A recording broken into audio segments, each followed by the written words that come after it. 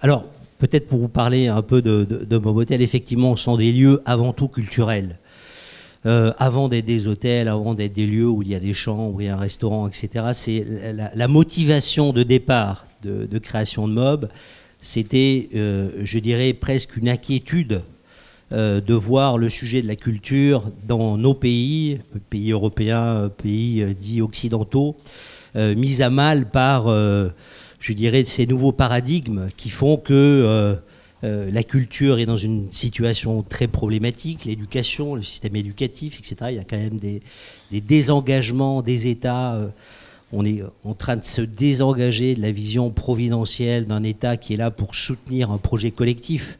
Et je voyais toutes ces problématiques avec inquiétude, car je crois que la culture est ce qui permet de maintenir un débat, je dirais, civilisé. Voilà, la culture, c'est pas uniquement pour avoir des compétences, à animer un débat ou animer un repas entre gens bien élevés. C'est aussi pour apprendre aux jeunes générations à avoir un débat civilisé. Et je crois que l'époque qui est la nôtre prouve à quel point nous n'arrivons plus à débattre. Nous n'arrivons plus à avoir deux opinions très différentes sur quel que soit le sujet, un sujet politique, social, culturel, etc., sans être dans l'invective, la haine, l'absence même de formuler par les mots, si vous voulez, ce que l'on pense. Parce que c'est ça, arriver à une société civilisée, c'est avoir suffisamment de vocabulaire pour traduire la complexité de la pensée. Donc, vous voyez, c'était la question de Mobotel, donc ça paraît un peu hallucinant de se dire je vais créer un hôtel pour répondre à cette problématique-là, mais c'était de créer des lieux où on vienne apprendre à civiliser le rapport à l'autre. Voilà. Et donc, c'est la raison pour laquelle, effectivement, dans les Mob Hotels, il y a à la fois une école de mode que nous avons créée, Casa 93, que nous avons abrité pendant à peu près 3 ans. Il y a effectivement un cinéma en plein air, une programmation, des conférences de philosophie, des conférences, des poésies. On a notre propre journal, on a notre propre radio.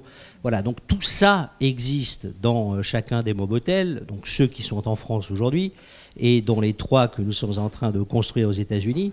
Et donc, encore une fois, cette approche que nous avons, c'est de dire que de toutes les façons, l'hôtellerie est tellement en pleine révolution, je dirais presque dans un tel cataclysme, si vous voulez, que nous avons pris l'option, nous, de positionner Mob avant tout, je dirais, sur le sujet culturel et également la question de l'agriculture, c'est-à-dire la question de l'environnement, puisqu'on est le seul hôtel qui va être en catégorie EcoCert, catégorie 3 dans quelques semaines. C'est-à-dire que nous ne travaillons qu'avec des coopératives agricoles, nous ne travaillons qu'avec des coopératives agricoles bio, donc on a 57 coopératives avec lesquelles on travaille. Ça a nécessité 3 ans de travail pour essayer de régler les problèmes d'approvisionnement, etc. On composte nos déchets, on produit nos propres plantes, il n'y a évidemment aucun plastique chez nous. Enfin, on est vraiment quasiment dans un système clos aujourd'hui au Mob Hotel. Donc ça nécessite beaucoup de travail.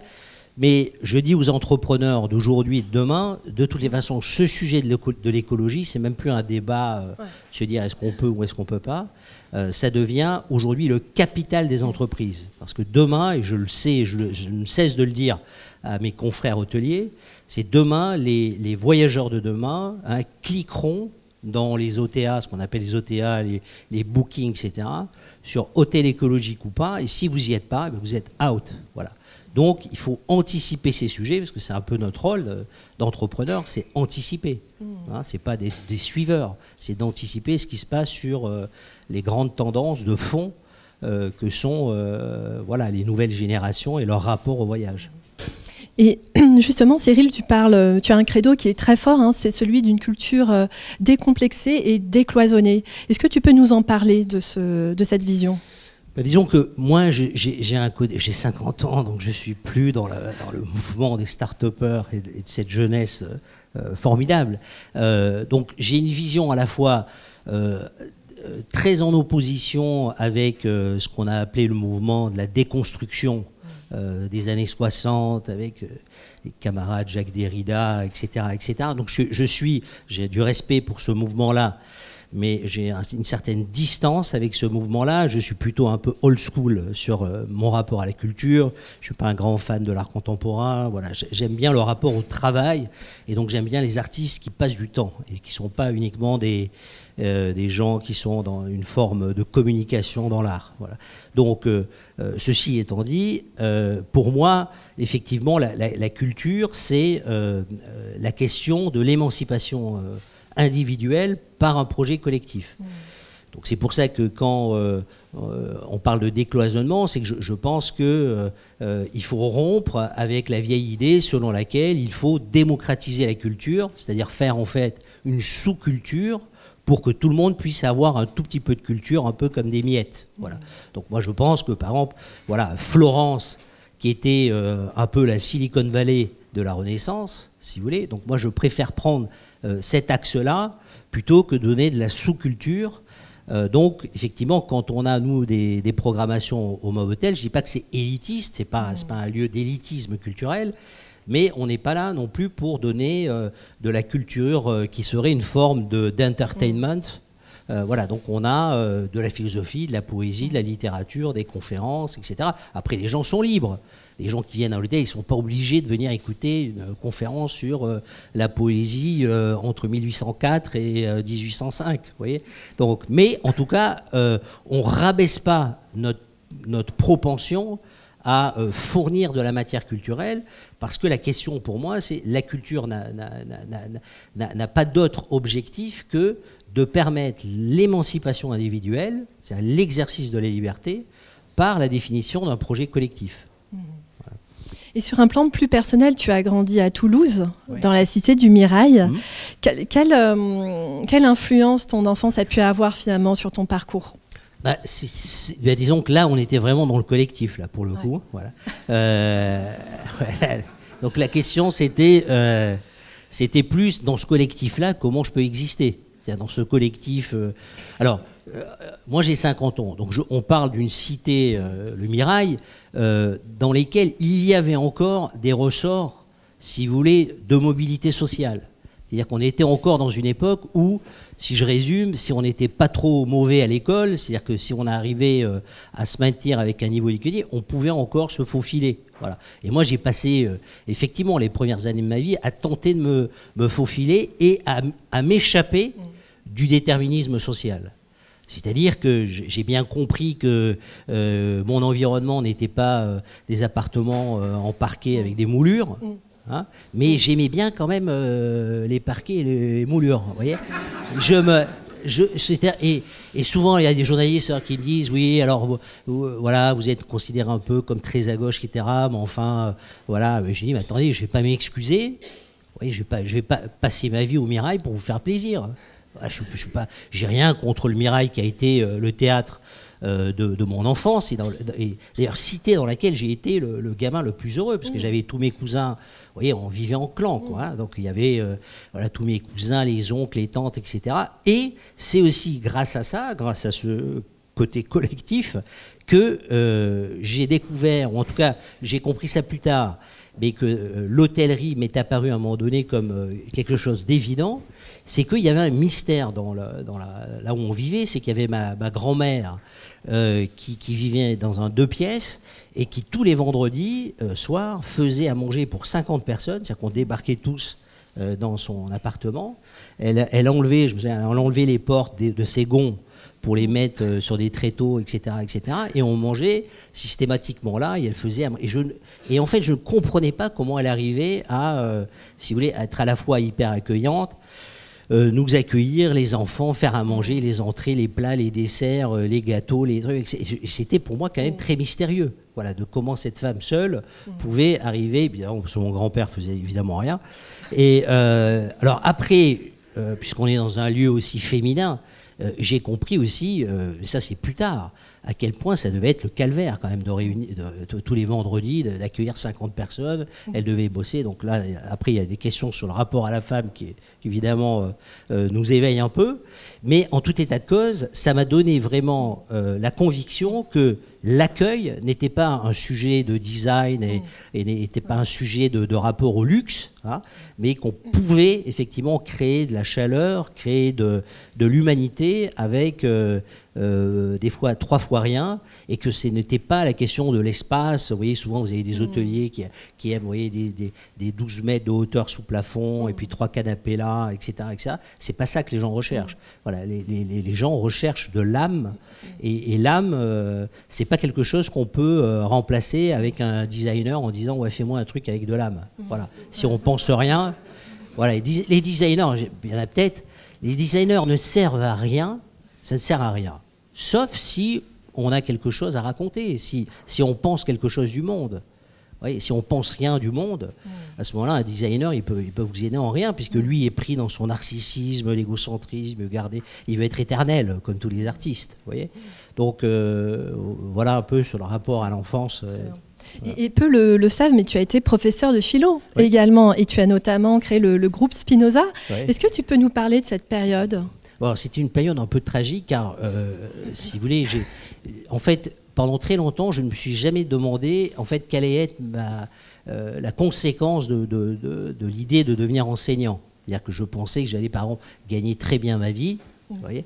Donc, je me souviens, à l'époque, j'étais jeune marié, et donc j'ai dit, viens, on va vivre à Paris, c'est bon, j'ai été nommé professeur à la Sorbonne, qui est quand même un peu le Graal. Et puis, j'étais assez jeune, quand même.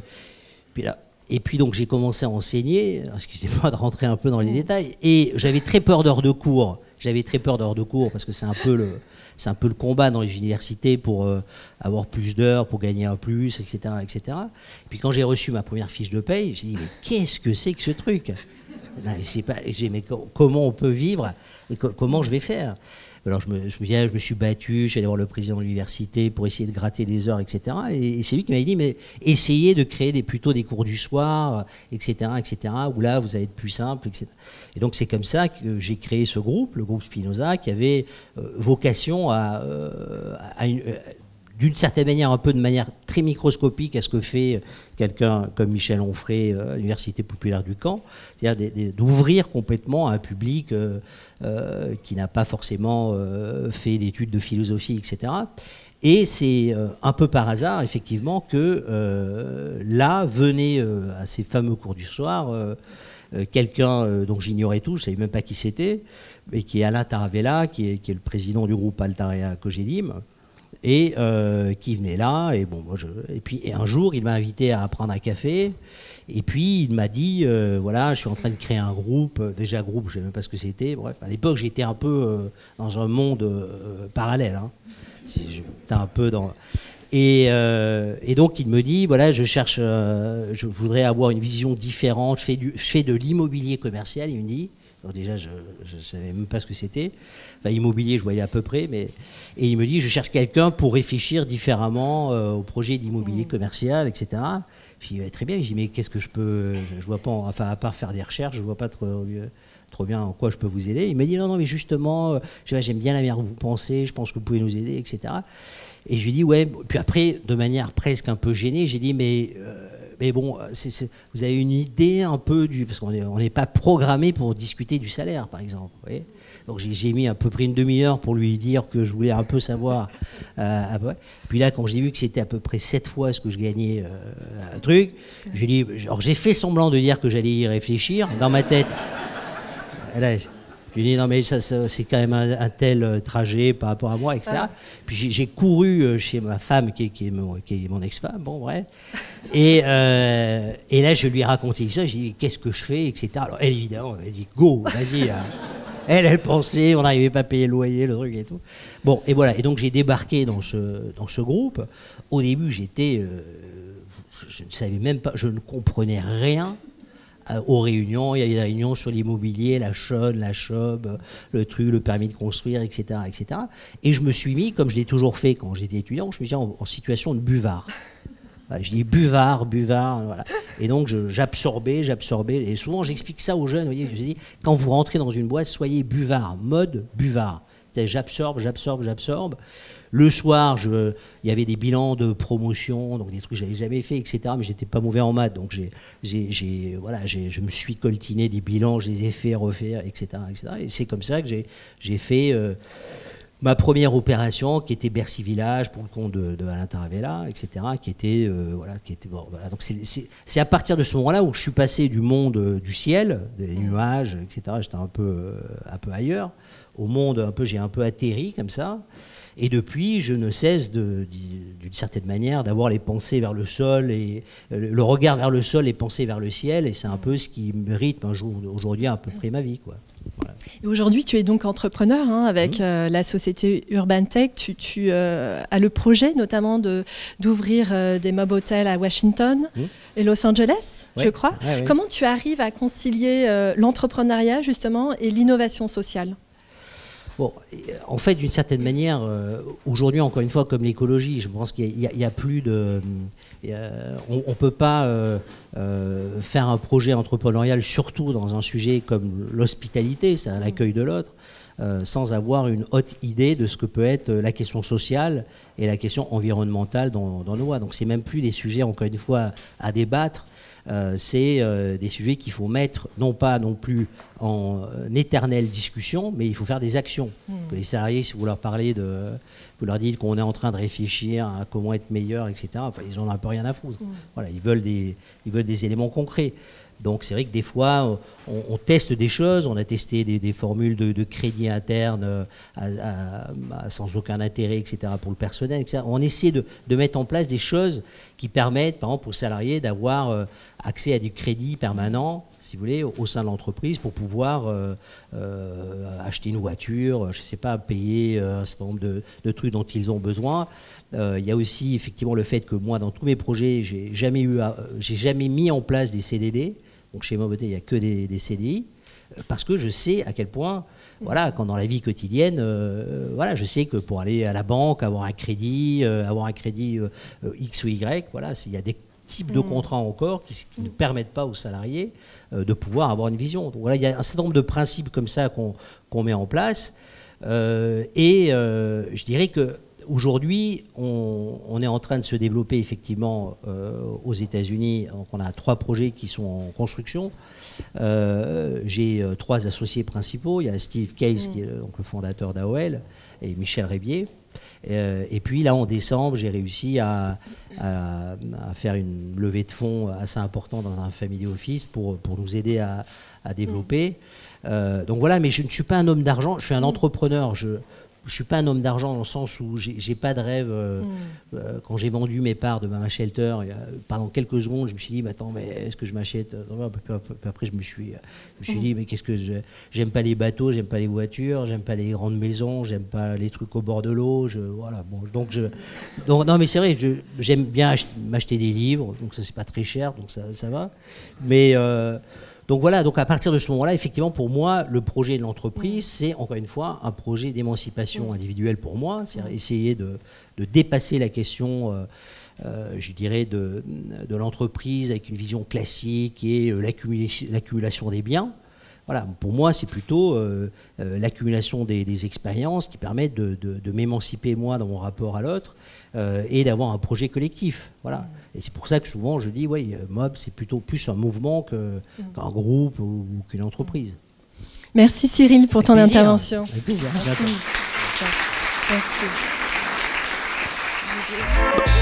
Merci.